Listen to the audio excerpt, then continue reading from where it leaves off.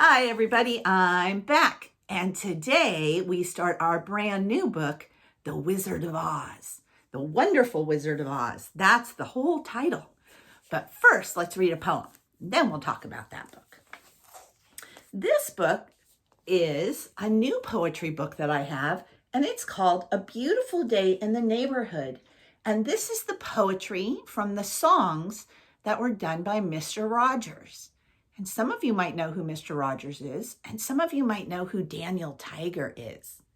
He might look a little bit different on TV than he does on the front of this book, but that's who he is. So I'm just going to read you the first poem. Are you ready? You might have heard it before.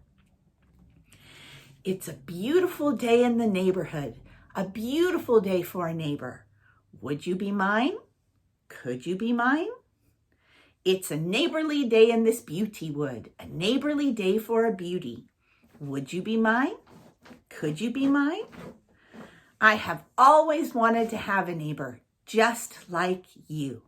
I've always wanted to live in a neighborhood with you. So let's make the most of this beautiful day. Since we're together, we might as well say, would you be mine? Could you be mine?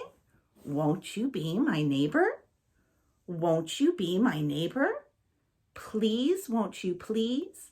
Please, won't you be my neighbor? And here's the picture. He's putting on his inside shoes, just like we have inside shoes. All right. Let's read The Wonderful Wizard of Oz. This story was written a very long time ago by a man named L. Frank Baum. And there are a few pictures in this book that I will show you, but there's not very many. So this is more of our listening book. All right, let's find out what happens.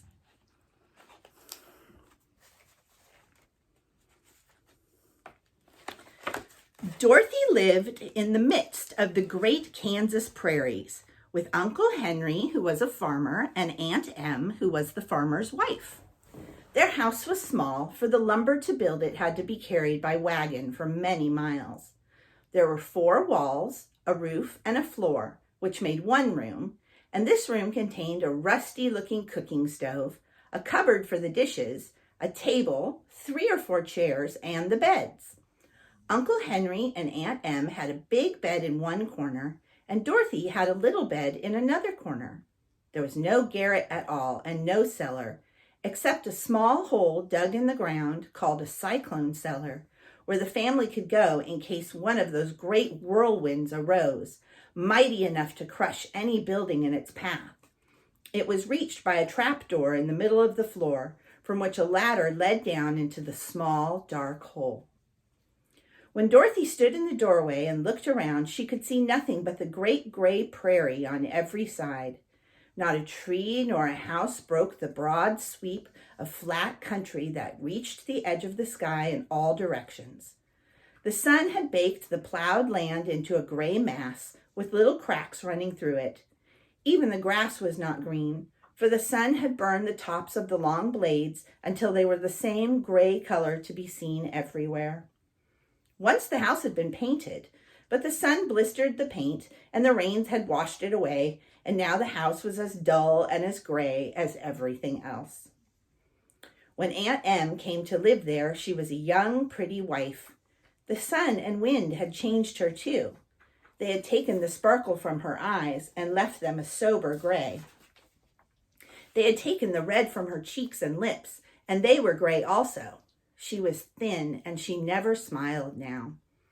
When Dorothy, who was an orphan, first came to her, Aunt Em had been so startled by the child's laughter that she would scream and press her hand upon her heart whenever Dorothy's merry voice reached her ears, and still she looked at the girl with wonder that she could find anything to laugh at. Uncle Henry never laughed. He worked hard from morning till night and did not know what joy was. He was gray also, from his long beard to his rough boots, and he looked stern and solemn and rarely spoke. It was Toto that made Dorothy laugh, and saved her from growing as gray as her other surroundings. Toto was not gray. He was a little black dog with long silky hair and small black eyes that twinkled merrily on either side of his funny wee nose. Toto played all day long, and Dorothy played with him and loved him dearly. Today, however, they were not playing. Uncle Henry sat upon the doorstep and looked anxiously at the sky, which was even grayer than usual. Dorothy stood in the door with Toto in her arms and looked at the sky too. Aunt Em was washing the dishes. From the far north they heard a low wail of the wind, and Uncle Henry and Dorothy could see where the long grass bowed in waves before the coming storm. There now came a sharp whistling in the air from the south, and as they turned their eyes that way, they saw ripples in the grass coming from that direction also. Suddenly, Uncle Henry stood up. "There's a cyclone coming, Em," he called to his wife. "I'll go look after the stock." And he ran towards the sheds where the cows and horses were kept. Aunt Em dropped her work and came to the door. One glance told her of the danger close at hand. "Quick, Dorothy," she screamed. "Run for the cellar." Toto jumped out of Dorothy's arms and hid under the bed, and the girl started to get him. Aunt Em, badly frightened, threw open the trap door in the floor and climbed down the ladder into the small, dark hole. Dorothy caught Toto at last and started to follow her aunt. When she was halfway across the room, there came a great shriek from the wind, and the house shook so hard that she lost her footing and sat down suddenly upon the floor. A strange thing then happened. The house whirled around 2 or 3 times and rose slowly through the air. Dorothy felt as if she were going up in a balloon. The north and south winds met where the house stood and made the exact center of the cyclone. In the middle of the cyclone, the air is generally still, but the great pressure of the wind on every side of the house raised it up higher and higher until it was at the very top of the cyclone, and there it remained and was carried miles and miles away as easily as you could carry a feather. It was very dark, and the wind howled horribly around her, but Dorothy found she was riding quite easily. After the first few whirls around, and one other time when the house tipped badly, she felt as if she were being rocked gently like a baby in a cradle. Toto did not like it. He ran about the room, now here, now there, barking loudly, but Dorothy sat quite still on the floor and waited to see what would happen. Once Toto got too near the trap door and fell in, and at first the little girl thought she had lost him, but soon she saw one of his ears sticking up through the hole, for the strong pressure of the air was keeping him up so that he could not fall. She crept to the hole, caught Toto by the ear, and dragged him into the room again, afterwards closing the trap door so that no more accidents could happen. Hour after hour passed away, and slowly Dorothy got over her fright, but she felt quite lonely, and the wind shrieked so loudly all about her that she nearly became deaf. At first she wondered if she would be dashed to pieces when the house fell again, but as the hours passed and nothing terrible happened, she stopped worrying and resolved to wait calmly to see what the future would bring. At last she crawled over to the swaying floor to her bed, and she lay down upon it, and Toto followed her and lay down beside her.